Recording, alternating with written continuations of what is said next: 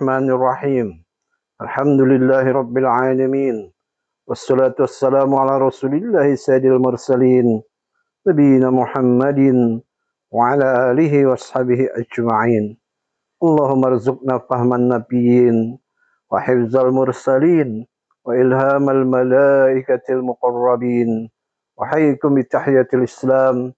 Assalamualaikum warahmatullahi wabarakatuh. Sahabat soleh dan solehah rahimakumullah. Walaupun Ramadan telah berlalu, namun tidaklah demikian dengan atharnya.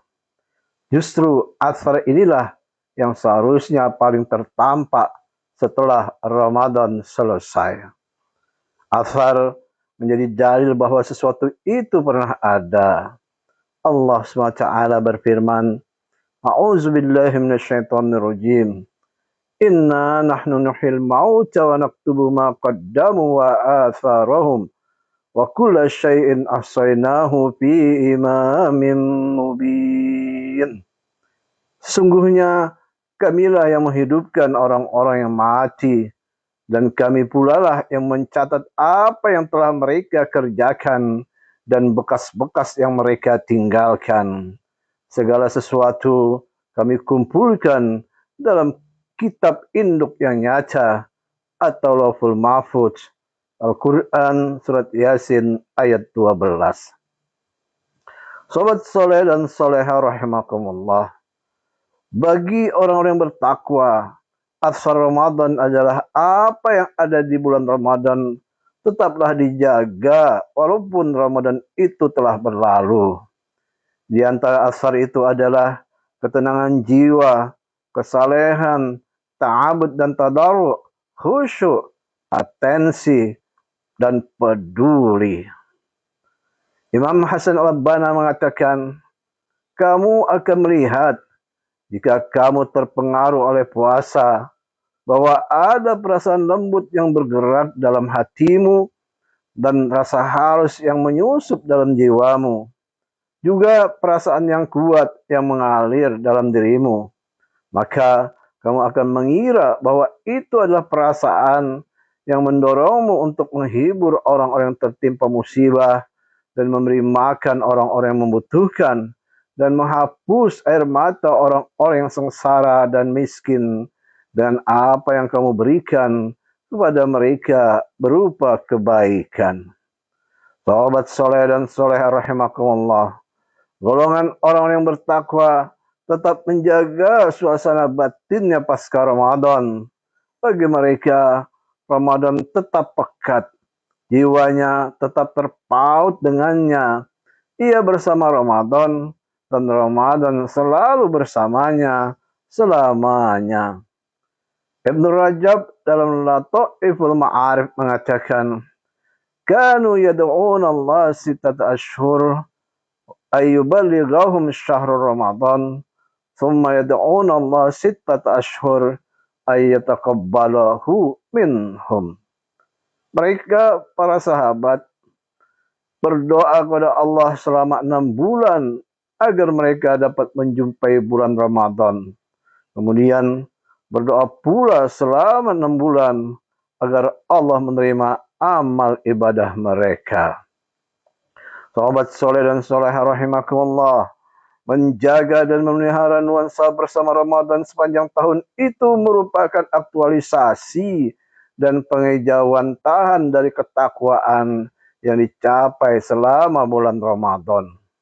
Hal ini karena memang Allah maksudkan bahwa seluruh ubudiyah, baik yang umum ataupun khusus, itu agar manusia mencapai derajat takwa dengan sebenar-benar takwa.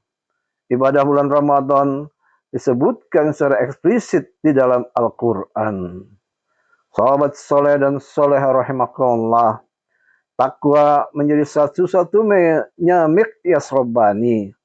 Ia menjadi nilai ukur manusia di sisi Allah SWT. Allah SWT tidak melihat manusia karena keturunan, atau benda, ataupun jabatan. Allah SWT berfirman, A'udzubillahi minasyaitonirrajim. يا أيها الناس إنا خلقناكم من ذكر وأنثى وجعلناكم شعوبا وقبائل لتعارفوا إن أكرمكم عند الله أتقاكم إن الله عليم خبير. Wahai manusia, sesungguhnya kami telah menciptakan kamu dari seorang laki-laki dan perempuan. Kemudian kami menjadikan kamu berbangsa-bangsa dan bersuku-suku agar kamu saling mengenal. Sesungguhnya yang paling mulia di antara kamu di sisi Allah adalah orang yang paling bertakwa. Sesungguhnya Allah mengetahui lagi Maha Teliti. Al-Quran Surat Al-Hujurat ayat 13. Sobat soleh dan soleha rahimakumullah, Syekh As-Sa'di rahimahullah dalam Taisir Al-Karimir Rahman mengatakan, Allah menjadikan kalian berbeda-beda dan dalam bangsa dan suku. Ada yang Arab dan ada yang non-Arab, supaya kalian saling mengenal dan mengetahui nasab satu dan lainnya. Namun kemuliaan diukur dari takwa. Itulah yang paling mulia di antara kalian di sisi Allah, yang rajin melakukan ketaatan dan menjauhi maksiat. Standar kemuliaan di sisi Allah bukan dilihat dari kekerabatan dan kaum, bukan pula dilihat dari sisi nasab yang mulia. Allah pun Maha mengetahui dan Maha mengenal. Allah benar-benar tahu siapa yang bertakwa secara lahir dan batin, atau yang bertakwa secara lahiriah saja, namun tidak secara batin. Allah pun akan membalas sesuai realita yang ada. Sobat soleh dan soleha rahimakumullah, At-Tabari rahimahullah dalam tafsirnya mengatakan, sesungguhnya yang paling mulia di antara kalian, wahai manusia, adalah yang paling tinggi takwanya kepada Allah, yaitu dengan menunaikan berbagai kewajiban dan menjauhi maksiat. Bukanlah yang paling mulia dilihat dari rumahnya yang megah atau berasal dari keturunan yang mulia. Ibnu Abbas radhiyallahu anhu mengatakan, mulianya seseorang di dunia karena kaya, namun mulianya seseorang di akhirat karena takwanya. Sobat soleh dan soleha rahimakumullah, Al-Alusi dalam Ruhul Ma'ani mengatakan, sesungguhnya yang paling mulia dan paling tinggi derajatnya di antara kalian di sisi Allah di dunia maupun di akhirat adalah yang paling bertakwa. Jika kalian ingin saling berbanggalah dengan takwa kalian. Asy-Syaukani rahimahullah dalam Fathul Qadir mengatakan, sesungguhnya yang paling mulia di antara kalian adalah yang paling bertakwa. Yang bertakwa itulah yang berhak menyandang kemuliaan, yaitu lebih mulia dari orang yang tidak memiliki sifat takwa. Dialah yang paling mulia dan tinggi kedudukannya di sisi Allah.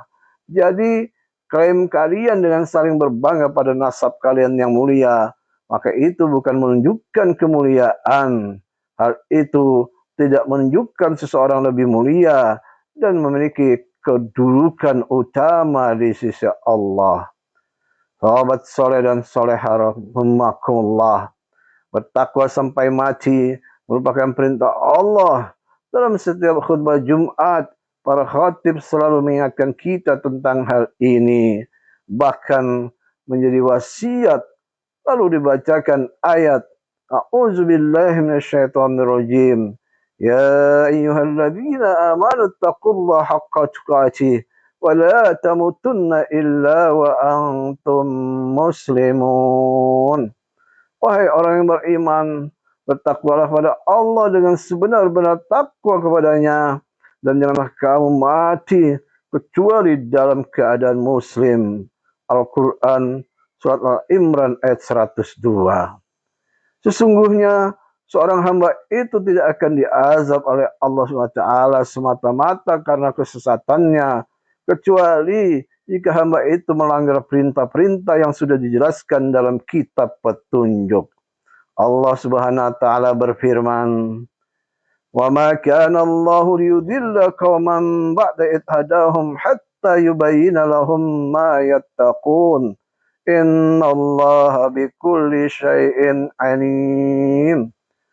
Allah sekali-kali tidak akan menyesatkan suatu kaum setelah dia memberi petunjuk sampai dia menjelaskan kepadanya apa yang harus mereka jauhi. Sesungguhnya Allah Maha mengetahui segala sesuatu.